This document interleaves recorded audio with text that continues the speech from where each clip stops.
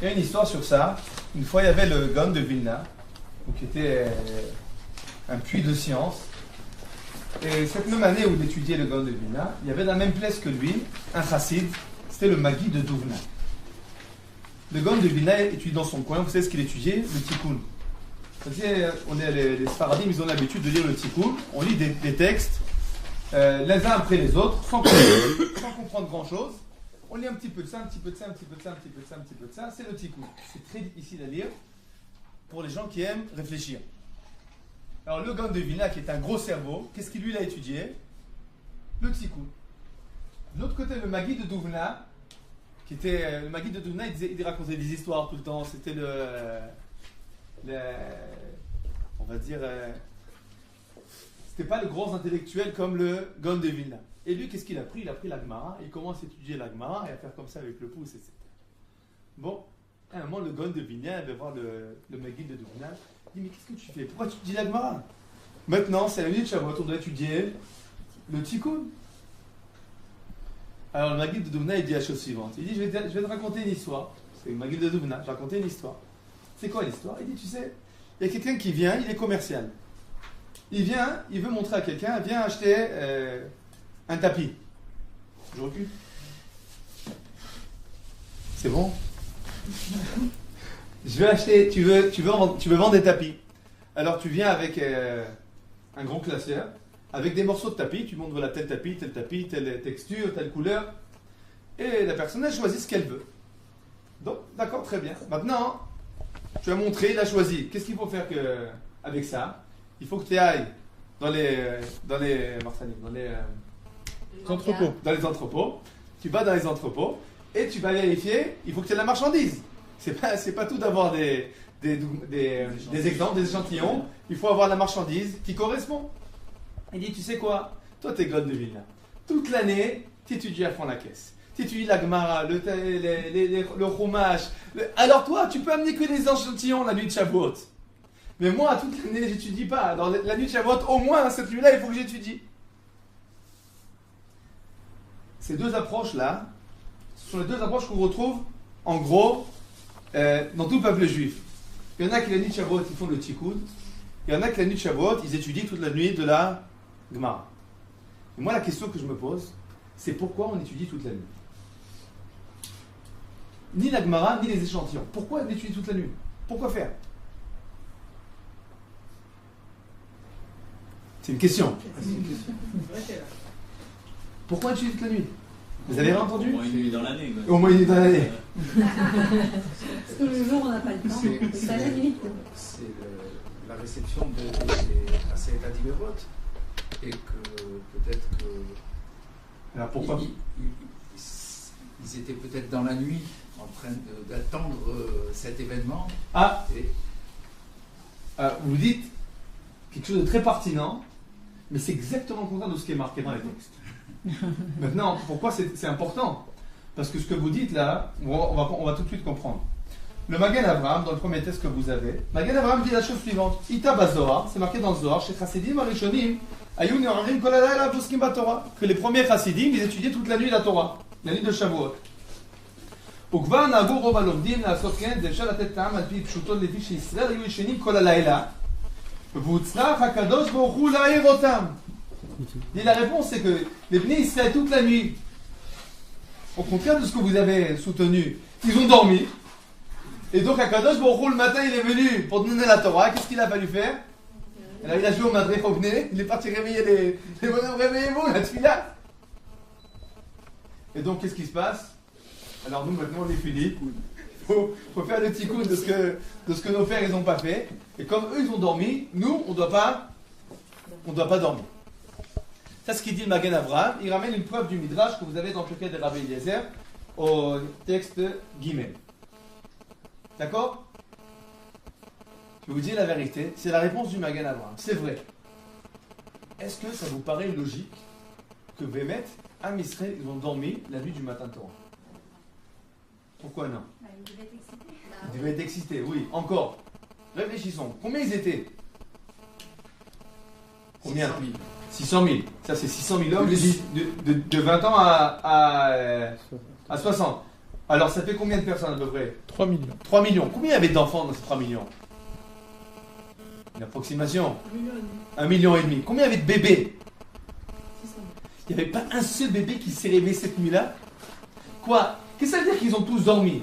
C'est-à-dire qu'il n'y avait pas une personne qui était réveillée. Parce que s'il y en a un qui s'est réveillé, il voit qu'il est 5h du matin, dans 5 minutes c'est Netzachama, qu'est-ce qu'il aurait fait à ce moment-là? Il hurle. Bon, tout le monde, allez, réveillez-vous, on va voir l'Archoum. Le Kadosh Baruch Hu va venir à personne. Donc ça veut dire que sur 3 millions de personnes, il n'y avait pas un seul bébé qui a pleuré cette nuit-là? C'est pas possible. Il dormait, il n'avait pas conscience de ce qui allait se passer. Oh, alors, très juste. Alors qu'est-ce que ça veut nous dire qu'il dormait? Qu'est-ce qu'il veut dire nous sage quand vous nous dites que les bébés, ils dormaient? Ils n'étaient pas prêts. Je pense que vous allez dans le même sens, à savoir, en fait, ce que ça veut dire qu'on dort. Qu'est-ce que ça veut dire qu'on dort? Ça veut dire qu'on est vraiment, ce que ça veut dire, on n'était pas prêts. Maintenant, pourquoi on n'était pas prêts, Bémet? Pourquoi on n'était pas prêts? On sortait d'Égypte. On sortait d'Égypte. C'est vrai, c'est juste, mais il y a quelque chose d'encore plus fort. C'est la première fois que Hachem allait apparaître devant eux. Et alors? Ils avaient peur. Ils avaient peur, ouais, c'est vrai. Pas à quoi s'attendre, surtout. On ne savait pas à quoi s'attendre. Maintenant, est-ce que maintenant... vous avez raison. Vous dites tout juste. Je pense même qu'ajouter un petit point. Est-ce que vraiment on peut se préparer? Un Kadosh Baruch Hu, je vous donne un exemple. Là, je vais raconter une histoire. Il y avait une fois, quelqu'un, il voulait vendre du charbon. Alors, mais c'était un petit commerçant. Il voulait vendre un grand commerçant du charbon. Il a appelé la secrétaire. Il dit, je peux rencontrer le patron? Il dit, oui, mais je vous préviens, 5 minutes. 5 minutes, au bout de 5 minutes, il vous mettra dehors. Si vous arrivez à le convaincre en 5 minutes de vendre votre charbon qui est plus cher que celui des concurrents, il n'y a pas de problème. Qu'est-ce qu'il a fait, le bonhomme? Il a ouvert sur Internet, il a commencé à se renseigner sur le patron. Il arrive, il ouvre la porte, le bonhomme, déjà, il regarde le patron, il regarde déjà la montre. Il lui dit, vous savez ce que j'ai vu en venant ici? J'ai vu un de ces timbres. Le bonhomme, le patron, tout de suite, les yeux ouverts. Des timbres, c'est magnifique les timbres. Oh, vous êtes philatéliste? Oui, je suis philatéliste. Et il le sort tout de suite, le commerçant, il lui sort un gros album avec plein de timbres rares. Ils s'assoient les deux, pendant 1h30, ils regardent les timbres. Au bout d'1h30, le commerçant de charbon lui dit, je dois partir. Il dit, mais pourquoi vous êtes venu? Rien que je voulais vous vendre du charbon. Du charbon, pas de problème. Dites à la secrétaire de préparer le contrat. Qu'est-ce qu'il a fait, ce bonhomme? Il y a beaucoup de commerçants ici. Qu'est-ce qu'il a fait? Il a détourné. Surtout, il s'est préparé sur le... Ça marche pas, tu dis? Bon, je vais donner la base. Il a préparé son client. D'accord? C'est-à-dire qu'il a su savoir qu'est-ce qui allait attirer son client. Et en lieu de lui parler directement de son charbon, il n'aurait jamais eu aucune chance de le vendre, il s'est préparé. Est-ce que nous, on peut se préparer à la rencontre avec Akadosh Baruch Hu? Demain, on vous dit, demain, vous rencontrez Bibi. On ne va pas dormir. Vous n'allez pas dormir, d'accord? On va pas Bibi, moi. D'accord. D'accord, mais même Bibi, d'accord? Qu'est-ce que tu vas lui dire? Comment on va se préparer pour lui parler? C'est sûr qu'on va être... en lachatz, comme tu dis. D'accord? Alors, si c'est un Kadosh Baruch Hu qu'on va rencontrer demain matin, qu'est-ce qui se passe?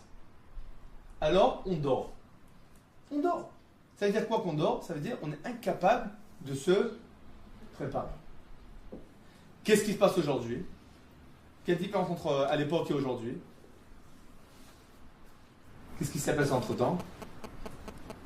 Le don de la Torah. En notre temps, on a le don de la Torah. Donc aujourd'hui, on a un moyen de se préparer. C'est ce que ça veut dire, qu'à l'époque, ils ne pouvaient pas se préparer, donc ils dormaient. Nous, aujourd'hui, on ne dort pas parce que nous, on peut se préparer grâce à l'étude. Mais malgré cela, je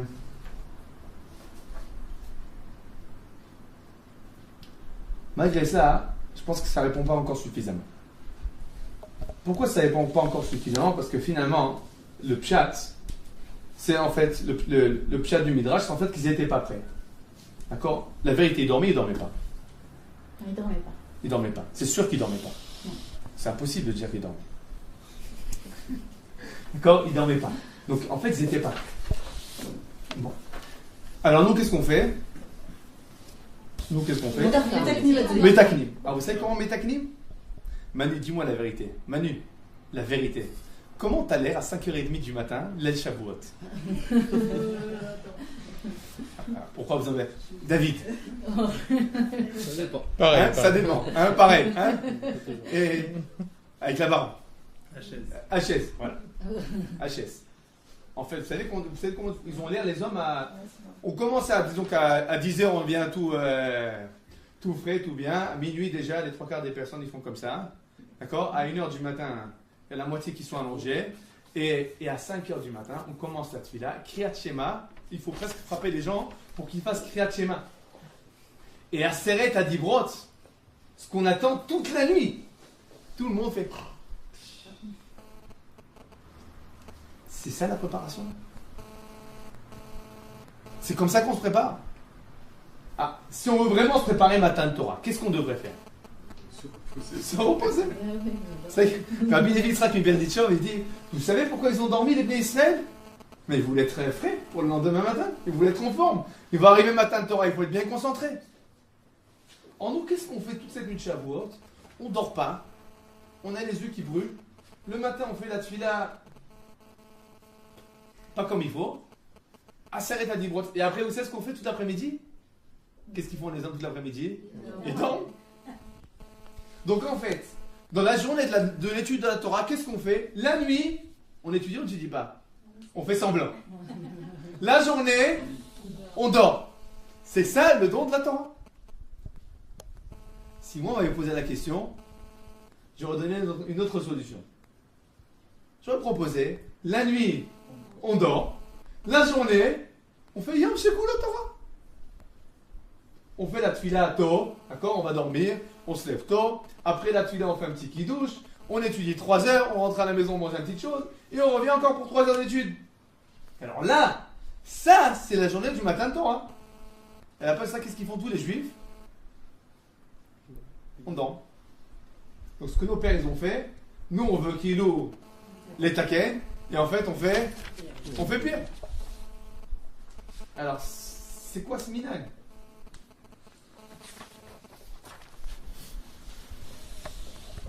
On annule? Il y en a qui font ça. Hein. Il y en a qui annulent, ils disent écoute, moi je vais. Zichrono Ibracha, le grand-père de ma femme. Donc à partir de cette année. Zecher Tzadik Ibracha, le grand-père de ma femme, Rav Moshe, lui disait Shabbat, Shavuot, on va dormir et on étudie toute la journée comme il faut. Et il veut lui étudier toute la journée comme il faut. La nuit, il allait dormir. Tout à fait logique. Comme tu as dit Manu, c'est logique et c'est sympathique. Voilà. Et nous, qu'est-ce qu'on fait? On fait les guignols. Il n'y a aucune logique. Bon. Alors, qu'est-ce qu'on fait avec nos pauvres juifs? Finalement, il faut qu'on se lève. Il y a une idée?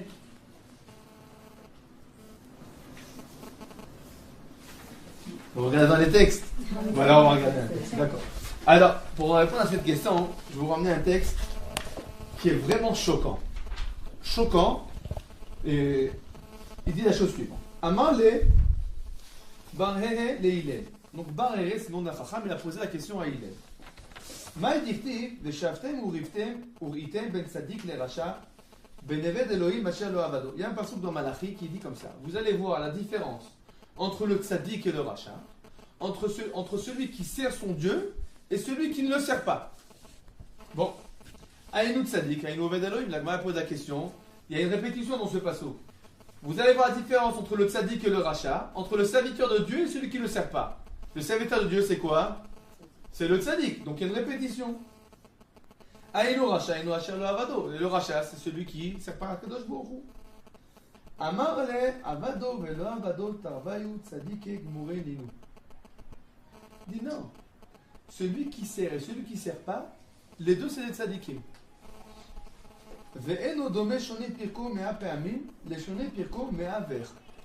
Mais ça ne ressemble pas. Celui qui étudie 101 fois à celui qui étudie 100 fois. Alors maintenant, je vais vous traduire ce qui est écrit marqué. Il y a écrit en fait, c'est qui le serviteur de Dieu? Celui qui étudie 101 fois. Celui qui étudie 101 fois. Et c'est qui n'est pas serviteur de Dieu? Que 100 fois. Il étudie que 100 fois. C'est-à-dire qu'on étudie que 100 fois. Ça, c'est pas un Oved Hashem, il s'amuse. C'est choquant. Ça vous choque pas? Oui. C'est choquant, c'est pas logique. Alors la Gemara dit, je vais t'amener une preuve. Amarle, in, c'est juste, t'as exactement expliqué, c'est où le mal? Mishuk Shel Chamari. Je vais te ramener une preuve, le marché des ânes. Comment ça? Pas les ânes, les conducteurs d'ânes, je sais pas comment dire en français. Anier. Un ânier? Ouais. Voilà. Bon.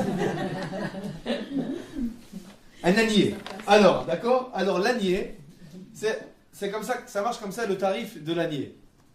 Asara parsé bezouza. Si tu fais 10 parsaot dans la journée, 40 km dans la journée, tu payes un zouz. Tradassa parsé, si tu fais 11 parsaot, 44 km, tu payes 2 zouz. Je répète. 40 km, 1 zouz. 44 km, 2 zouz. Vous avez compris la preuve? Ouais. Ah, explique-nous.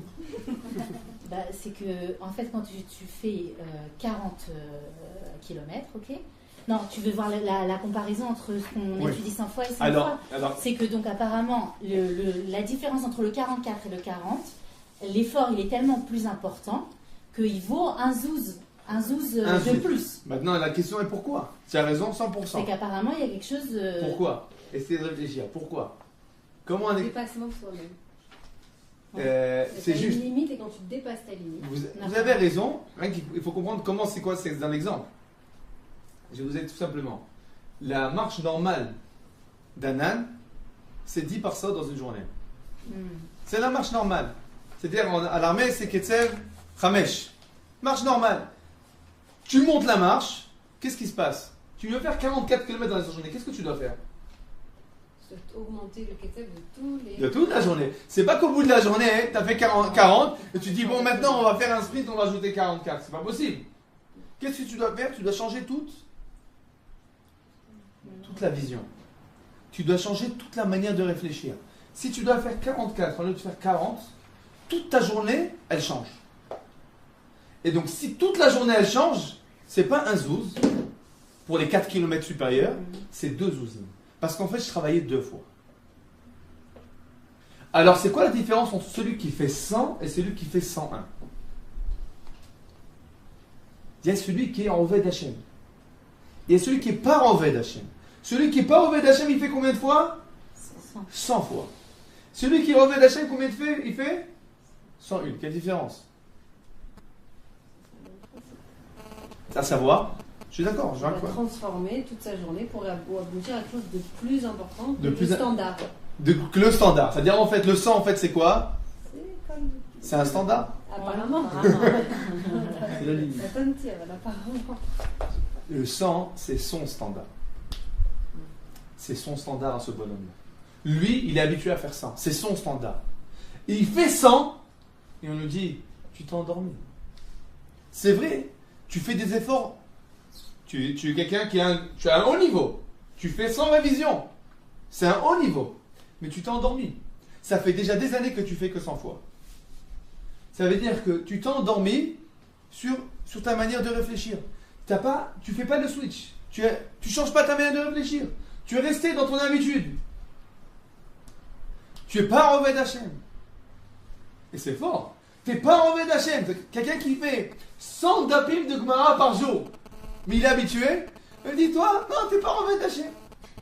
Par contre, ton copain, lui, il fait un daf de Gemara tous les jours. Et aujourd'hui, il a décidé d'ajouter encore 3 lignes. Lui, il est en Oved Hashem. Lui, il est en Oved Hashem. Mais toi, tu n'es pas en Oved Hashem. Donc, en Oved Hashem et pas en Oved Hashem, ce n'est pas une question d'absolu. C'est une question de surpassement de soi-même. Il faut se surpasser. Le surpassement de soi. Alors, à ce niveau-là, vous connaissez tous le réflexe de Pavlov? Ouais, le chien? Tu nous rappelles? La clochette. Voilà. Quand on devait lui amener à manger, à chaque fois on lui faisait la clochette et donc il s'est habitué au fait que quand il y a la clochette, on lui amène à manger et donc voilà. Après, on a enlevé à manger, mais il y avait encore la clochette et il réagissait comme si on allait lui amener à manger. C'est-à-dire que le chien, quand il a faim, il sort de la salive. Il salive. Donc c'est ça le réflexe de Pavlov. C'est quoi ce réflexe de Pavlov? Qu'est-ce qu'il nous montre? Il nous montre que chez le chien, mais aussi chez l'homme, c'est le même principe. On a des cartes dans la tête. Prenez l'exemple. Vous voulez aller dans un endroit que vous connaissez. Vous avez deux chemins pour y arriver. Un que vous connaissez pas. Quel chemin vous allez emprunter? Maintenant, disons que le chemin que vous ne connaissez pas, on vous dit, mais il est un peu plus court. Quel chemin vous allez emprunter? Celui qu'on connaît. Évidemment. Évidemment. La majorité des gens, ils vont prendre celui qu'on connaît. Pourquoi? Parce qu'on se sent rassuré. En fait, dans l'autre tête, on a des cartes. Dans l'autre tête, on a besoin, dans notre monde à nous, en tant qu'être humain, on a des repères. Et ces repères-là, c'est eux qui nous permettent d'avancer. Chacun d'entre nous a ses repères. Maintenant, ce qui est important de comprendre, c'est que ces repères, d'un côté, ils sont très positifs, parce qu'ils nous permettent d'avancer avec un certain sentiment de sécurité. De l'autre côté, ils sont très négatifs. Parce qu'en fait, nous sommes emprisonnés de nos propres repères. Nous sommes emprisonnés. Je vais donner un exemple. À l'Aïshiva, je me bats contre les élèves pour le Yom Shishi. Yom Shishi, d'habitude, Yom Shishi, il y a une mode dans les Yeshivot. Yom Shishi, on n'étudie pas. Yom Shishi, on rentre à la maison. C'est la mode. Tous les élèves, tu dis pourquoi? Non, j'ai des choses à faire à la maison, etc. Bon, moi, mes cours, c'est Yom Shishi. Je suis un peu embêté. On m'a donné le jour où. Alors, il faut que je me fasse des clients. Alors, je me bats pour le Yom Shishi. Maintenant, la vérité, c'est que c'est un problème de réflexe. C'est-à-dire que, d'où je sais, quand moi j'étais à l'Yeshiva, en shiur ou Aleph, je faisais Yom Shishi chez Yom Sidorim. Donc je trouvais toujours quelque chose à faire le Yom Shishi. Et jamais j'avais du temps pour étudier Yom Shishi. Jusqu'au jour où je me suis dit, mais attends, viens, je vais prendre un papier et je vais vraiment réfléchir, qu'est-ce que je dois faire? Qu'est-ce que je dois faire? Je me suis rendu compte, Yom Shishi, je suis à la Yeshiva. Alors, je dois faire un peu de sport, je dois me doucher, je dois ranger ma chambre. J'ai pas compris de me doucher. Hein? C'est que le Yom Shishi. Non, mais avant Shabbat. Et je dois faire la spongia. Je fais mon calcul, combien de temps ça prend? 2 heures, d'accord? 2 heures, 2 heures et demie. Je dis bon, 2 heures et demie. Shabbat, ça rentre à 8 heures. Alors, jusqu'à 2 heures et demie avant Shabbat, j'ai du temps. Pourquoi je n'utilise pas? Pourquoi je n'utilise pas? Pour une seule raison. Dans ma tête, c'est marqué que Yom Shishi, c'est Yom Sidorim. C'est tout, c'est marqué. À partir du moment où dans ma tête, c'est marqué, j'aurai une difficulté énorme à étudier le Yom Shishi. On va prendre un autre exemple, plus proche de nous tous, la majorité. On travaille. Dans la tête, c'est marqué que quand je rentre du travail, je suis fatigué. Et Milouim. Tu arrives au Milouim, rien que tu mets les madim, déjà tu sens une énorme fatigue qui s'empare de toi. Rien que tu as mis les madim. Pourquoi? C'est une mappa dans la tête. Milouim, j'avais fatigue. Vous voyez déjà l'armée, ils ont 3 minutes, ils vont dormir. Qu'est-ce que tu vas récupérer comme sommeil en 3 minutes? C'est une question de... C'est dans la tête. Il y a une carte qui dit, à l'armée, tu as du temps, tu dors. Ces cartes-là, elles nous tuent. Elles nous tuent. C'est ces cartes-là qui nous empêchent d'être d'Ovdei Hashem.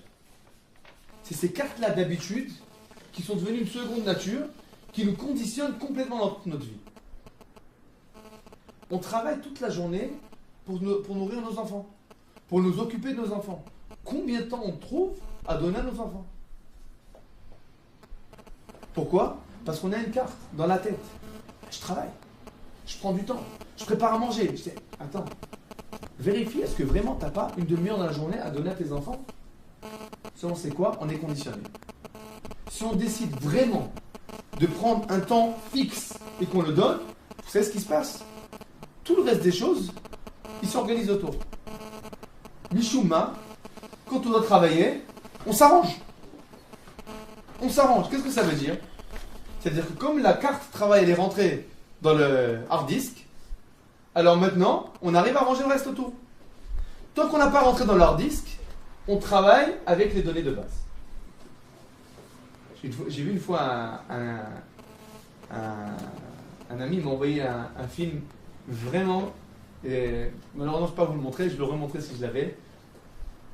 C'est un homme qui va au travail.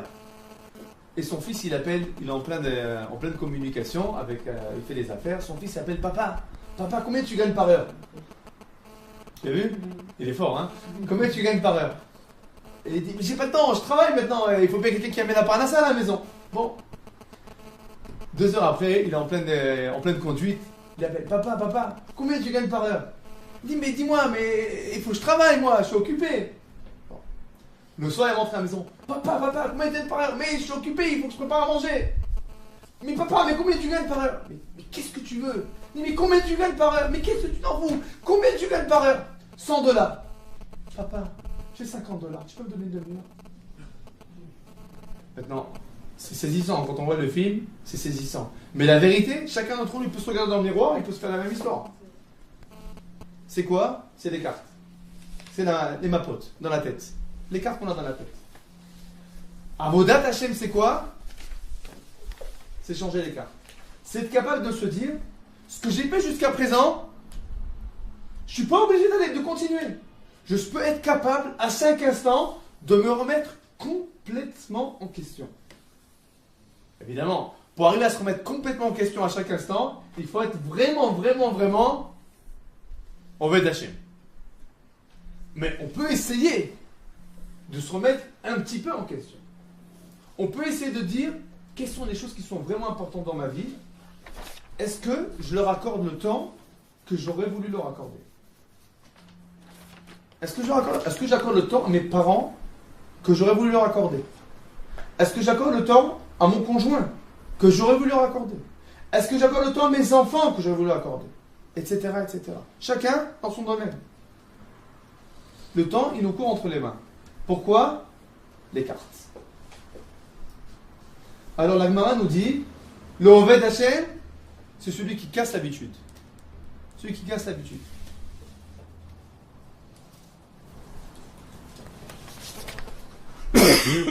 Quel rapport avec Shavuot? On casse l'habitude avec la nuit à la place du jour. Oh, je pense que, en fait, exactement c'est ça Shavuot. La nuit de Shavuot, c'est une catastrophe au niveau études. La vérité, c'est une catastrophe, ça vaut rien du tout. Je vous dis la vérité. Si on me permettait, moi, impossible, ça vaut pas le coup. Je préfère dormir. Quand j'étais à l'Yeshiva au début, tous les jeudis soirs, on faisait ce qu'on appelle Mishmer. On dort pas toute la nuit, tout jeudi on étudie. Au bout d'un mois, 2 mois, j'ai dit à ma Harouda, dis-moi, c'est une ânerie ce qu'on fait. On dort pas toute la nuit, tout le vendredi on étudie pas, on est fatigué, et la nuit on étudie mal, ça sert à rien. Viens, on dort la nuit, on étudie toute la journée. C'est beaucoup plus intelligent.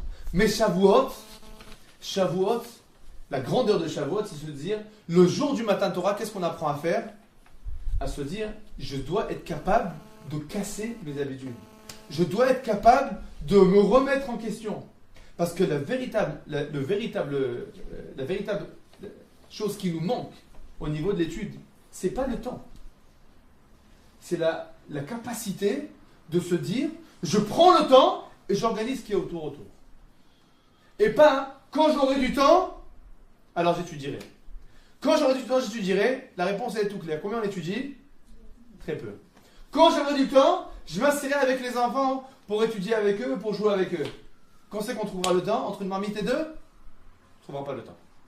Je prends le temps de m'asseoir avec les enfants, et finalement, les marmites, elles s'arrangent toutes seules. Et elles s'arrangent.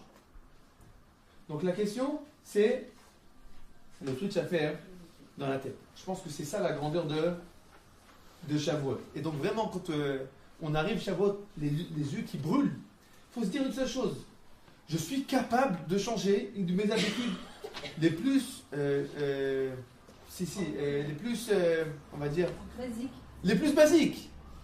Ne pas dormir, c'est quelque chose de... C'est basique de dormir. Si je suis capable de changer ça, je suis capable de changer énormément de choses dans ma vie. À l'armée, des fois, ils nous laissent... ils font la nuit blanche, comme tu nettoies l'arme toute la nuit, il est déjà propre l'arme. Il veut t'habituer quelque chose. De rentrer dans la tête que tu es capable de ne pas dormir. Parce qu'on a l'habitude de se dire, c'est impossible de ne pas dormir. Mais en temps de guerre, tu dois être capable de ne pas dormir sans te dire, c'est pas possible, il faut que je dorme. Alors tu vas nettoyer le néchec, l'arme toute la nuit. Elle est propre. C'est pas grave, il faut la nettoyer. Le but est un seul but. Désancrer l'habitude qu'on a dormi. C'est tout. C'est ce qu'on fait, c'est exactement ce qu'on fait à Shavuot. Désancrer nos habitudes. On m'a dit que c'est pas impossible de ne pas dormir. Hein? Manu, c'est pas impossible de pas dormir. Alors, Manu il filme maintenant. Alors,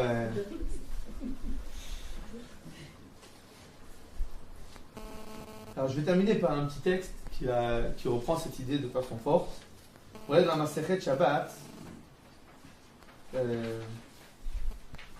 Daf Amoudbet, au sens des trois textes là, le texte du milieu. La Gemara nous raconte la chose suivante, c'est ce qui s'est passé à l'époque de Matan Torah. Amar Rabbi Yoshua ben Levi. Kol dibour vedibour sheyatsa mipi hakadosh baruch hu yatsa nishmatan shel Israël. À chaque fois que je vous a dit Anochi Hashem Elokecha, qu'est-ce qui s'est passé tous les juifs? Ben non, Nishmatan, ils sont morts. Ils sont morts. Sheneema, Nafshi, Yatsa, Medavero. Mon âme, elle est partie quand il a parlé. Donc, qu'est-ce qu'il a parlé? Il a dit Anochi Hashem Elokecha, tout le monde est mort. Umeachar, Shemi Dibur Rishon Yatsa Nishmatan. Dibur Sheni Yach Kiblu. La Gemara pose la question, mais alors si c'est comme ça, si Anochi Hashem Elokecha, ils sont tous morts, comment ils ont entendu Lo Yelecha? La Gemara elle dit Ori tel she'atid lach yod bo et amitim. Que Baruch Hu l'a envoyé, comment ça s'appelle, la rosée, avec laquelle il va faire ressusciter les morts. Ve'echia ota. Et donc il a fait revivre tout le monde. Sheneema geshem nedavot anif Elohim nachalatra v'nir'e ata konanta. Qu'est-ce que la Gemara veut nous dire? C'était pas suffisamment joli le matin de Torah, il faut nous ajouter un peu d'action.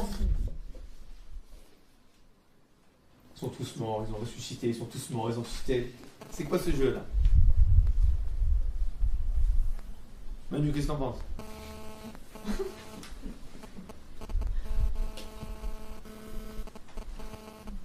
Qu'est-ce que vous en pensez? Ça dépassait complètement l'entendement. Alors, ce qui s'y passait a été complètement. Oui, mais là, je suis d'accord. Mais alors, ça veut dire qu'on a ressuscité, on a revu, on a ressuscité. Pourquoi l'étude de la Torah?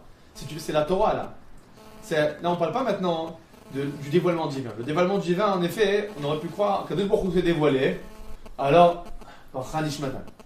Mais là, c'est pas qu'Akadosh Baruch Hu s'est dévoilé. À chaque parole de Torah, la Neshama est partie. Alors, je pense qu'en effet, c'est ça ce que ça veut dire. Chaque parole de Torah a tué les Bnei Israël. À quel sens elle les a tués?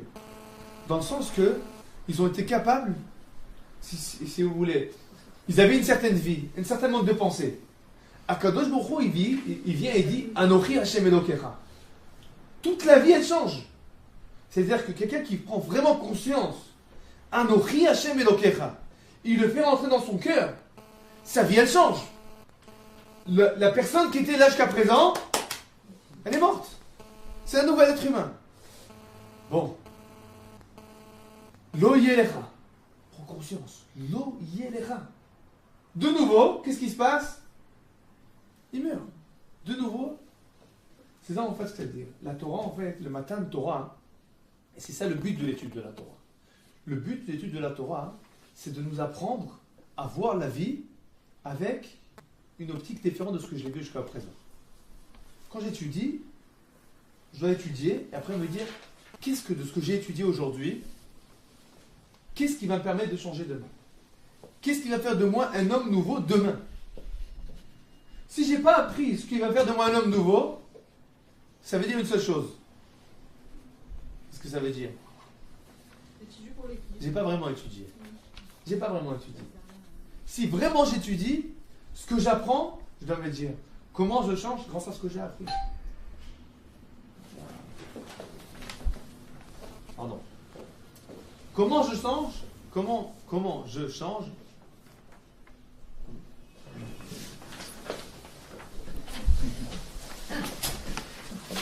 C'est un peu le même phénomène que quand la personne fait des chouvas. C'est le principe, même principe. C'est le principe qui doit transformer cette personne. Quand quelqu'un fait des chouvas, qu'est-ce qu'on lui dit? Change de nom. Pourquoi on dit change de nom? Le Rambam lui explique. Pourquoi on dit celui qui fait chouva qui change de nom? Il dit t'es un autre homme. Quand on change de nom, en fait, on devient une autre personnalité. Donc tu dois être capable, c'est ça la tchouva. Enfin la tchouva, c'est pas faire tchouva, il fait pousser la barbe et il met un chapeau. Faire tchouva, c'est quelque chose que chacun d'entre nous doit faire à chaque instant de sa vie. C'est-à-dire être capable de se remettre en question et de dire, je ne suis pas obligé d'être enchaîné dans les chaînes de mon passé. Je peux être capable aujourd'hui de changer demain. Et c'est ça ce que la Torah, c'est ça ce que le Midrash vient nous dire. Quand le Midrash vient nous dire, ce qu'Akadosh Baruch Hu il a fait dans Matan Torah, c'est qu'il a, il a réussi à Akadosh Baruch Hu comme on va, mais il a réussi à faire changer l'optique, voilà, l'optique, la vision des choses. Je pense que ces choses-là, c'est des choses qu'on doit prendre aussi pour la raison dans laquelle nous sommes réunis ce soir aussi. Je pense qu'une des choses fondamentales que le contact avec le deuil nous apporte, c'est de nous rendre compte, de prendre conscience. M. Lévy m'avait dit tout à l'heure qu'on prend conscience qu'on n'est pas, finalement, on n'est pas éternel. On n'est pas éternel. La Gemara nous dit que quand un homme de la Chaboura c'est une fratrie, oui. Quand un membre de la fratrie part, toute la fratrie doit se remettre en question. Ça veut dire que finalement, Dominique, malheureusement je ne l'ai pas vu pendant pas mal d'années, mais quand j'ai entendu, c'est une partie de moi, c'est une partie de chacun d'entre nous. Et nous devons de ne pas laisser des instants comme pareils partir. Ça veut dire que dans des instants pareils, nous nous rendons compte, chacun d'entre nous, que finalement, chacun d'entre nous, on n'est pas éternel. On n'est pas éternel, et c'est exactement ce que nous sages vient nous dire. Nous sages vient nous dire, quand un membre de la fratrie part, tout le monde de la fratrie doit se mettre en question. En quel sens doit se remettre en question? Dans le sens de comprendre que chacun d'entre nous doit maximaliser son temps.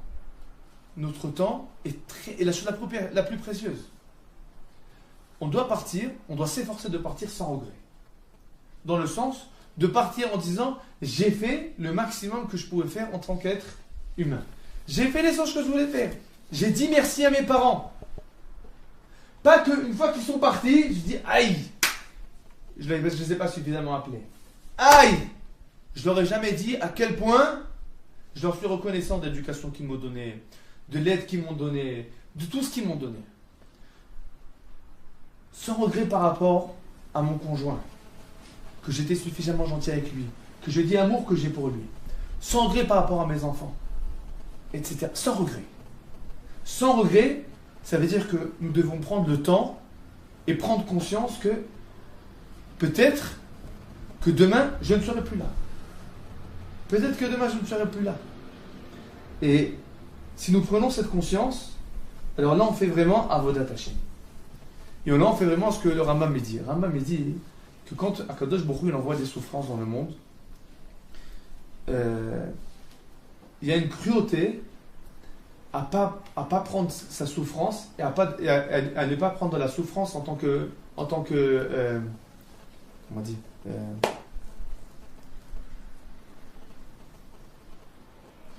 levier. En tant que non, je suis en français. En tant que levier. À savoir que notre manière de continuer Dominique, c'est que chacun d'entre nous prenne le départ de Dominique comme un propre départ pour lui-même. Et que chacun d'entre nous se dise, qu'est-ce que moi aujourd'hui je peux changer? Que moi dans ma vie, le départ de Dominique, c'était pour moi aussi un certain départ.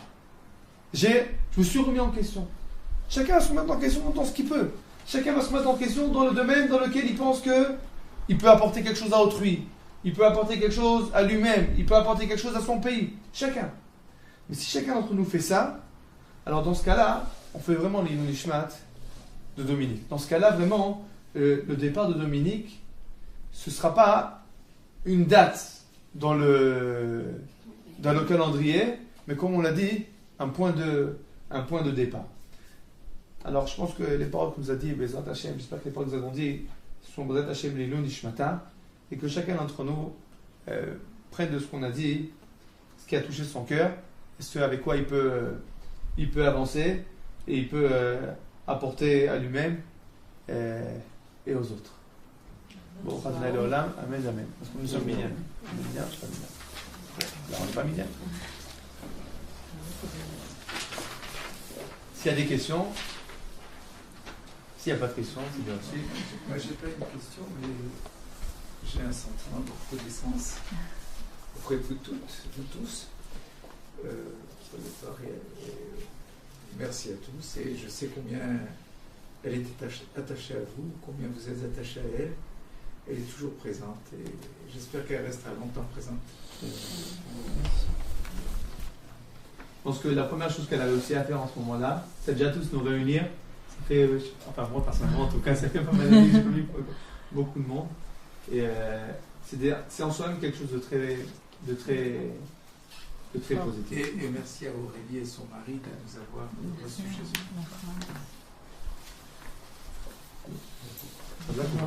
Khazak Olam.